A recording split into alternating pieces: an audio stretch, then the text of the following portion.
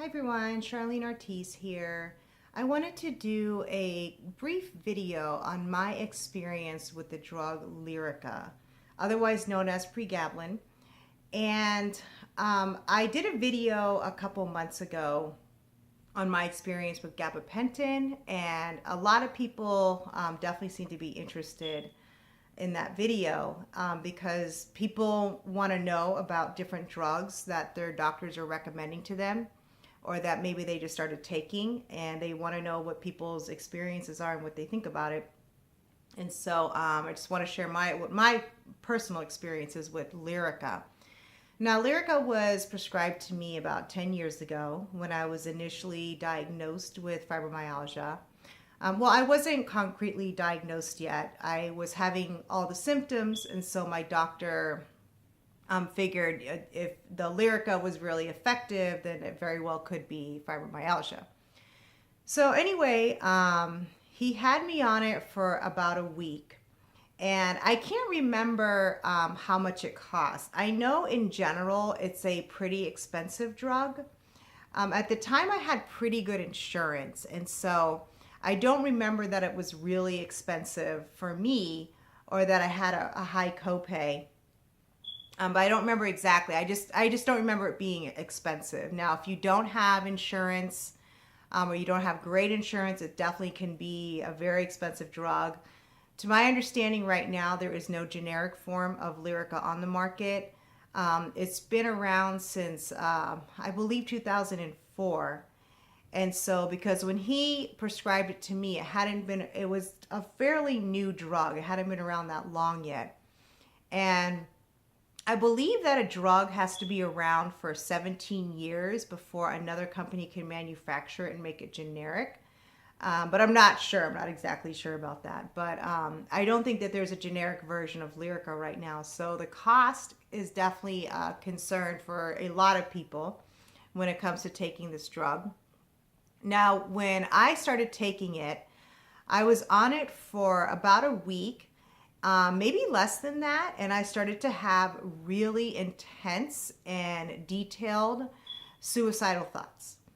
The thoughts that I had were incredibly visual. Now, at the time, I will be honest, I was suffering from a severe depression, and I had this really bad cough for the past few days, and I've been sick, which is why I look kind of horrible right now. But anyway, so forgive me if my voice is a little in and out. But so I started really detailing my suicide. And I even did some research on the most effective way to kill yourself and commit suicide. And that was very much not in my character at all. Again, I was very, very depressed at the time, and I did want to die. But I didn't want to actually physically carry it out and commit suicide. That wasn't something that I was consciously thinking about. It was more like, I hope I don't wake up tomorrow, like one of those things, but I wasn't really, ready to take the step to actually, end myself. So, excuse me. And so that's why it was definitely very, very unusual for me to have those kinds of thoughts. Another thing that was really unusual about it was the fact that the thoughts that I was having about committing suicide were very casual. It was as casual as thinking about what I was going to eat for lunch that day. It wasn't something I was thinking about while I was hysterically bawling my eyes out or anything like that. And so that was, very strange. And so when I saw my doctor again after a couple weeks, I shared my experience with him, and he took me off immediately. Unfortunately, I wasn't on it long enough to experience any benefits from the drug, like pain relief or increase in mood or sleep habits or anything like that. Now, the thing with Lyrica, it works fairly similar to gabapentin. I think anybody that has taken both drugs for an extended amount of time, like say for at least a couple months, most people would probably say, if they didn't have a really negative reaction like I did, most people would probably say that their experience with Lyrica was much, much better than their experience with gabapentin. I think most people would say that. Now, the way gabapentin works is that it binds to your GABA receptors, which is what helps to relax you. It brings your heart rate down, your breathing, it calms you down. Now, what Lyrica does, it's somewhat similar, except it also suppresses the action of the thalamus, which is a part of your brain that is responsible for sensory reception, such as the sensation of pain and signals that are sent from your spine up to your brain. And so Lyrica helps to suppress that sensation, thus helping with the pain relief that we experience from fibromyalgia. Both of them were initially developed to be anticonvulsant drugs, meaning that they were developed to help people that had epilepsy and suffered from seizures.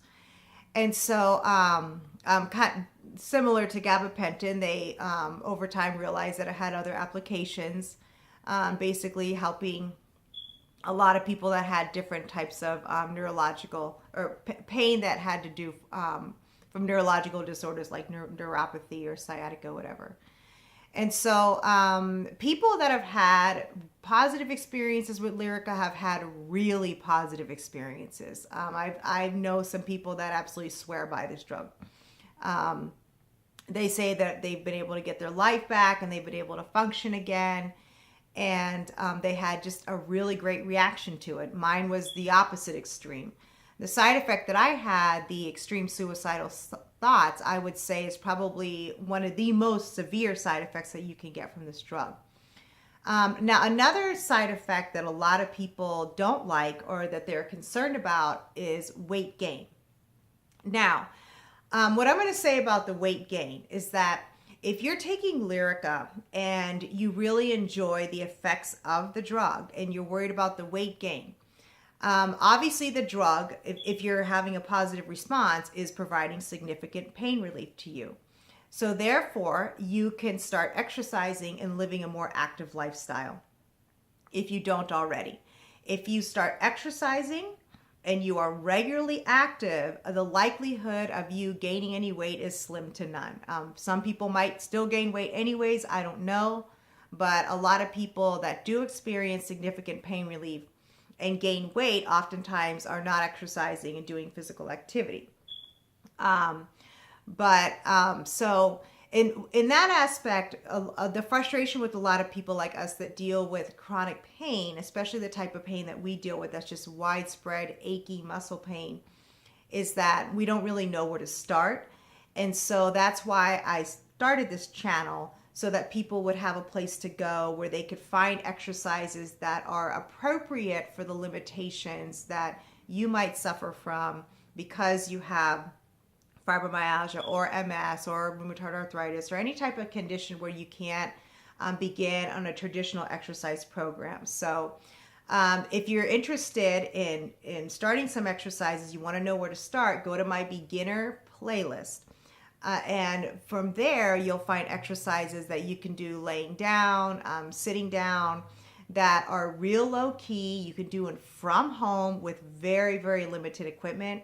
And my whole channel is pretty much dedicated, to people that have chronic illness, and just giving you advice and resources and tools to help you improve the quality of your life, and just how to deal with this in a way where we can still enjoy our life, to some degree. So, but anyway, so that has been my personal experience with that drug. So I recommend that whatever drug your doctor is suggesting to you, that you do as much research, independent research on your own as possible. Definitely making sure that if you're taking any other drugs, there aren't any contraindications with drugs that you're already taking. And like what you're doing right now, going on YouTube and looking at different videos to see what different people's experiences are. So you know what the range of side effects are, and what to expect, what could possibly happen, good and bad. And so if you are taking this drug and you're new and you are experiencing very vivid, very severe suicidal thoughts, and that's not normal for you, then I highly suggest you see your doctor immediately, because that is a very, very bad, very dangerous side effect from this medication. But if you have been prescribed it, I hope that you have a better experience than I did, and I hope that you do see great results from it.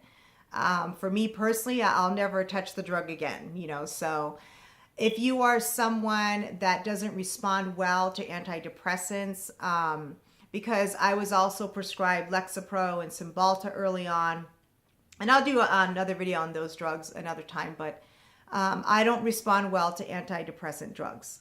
And from some of the literature that I read, people that don't respond well to antidepressants often will not respond well to drugs like Lyrica.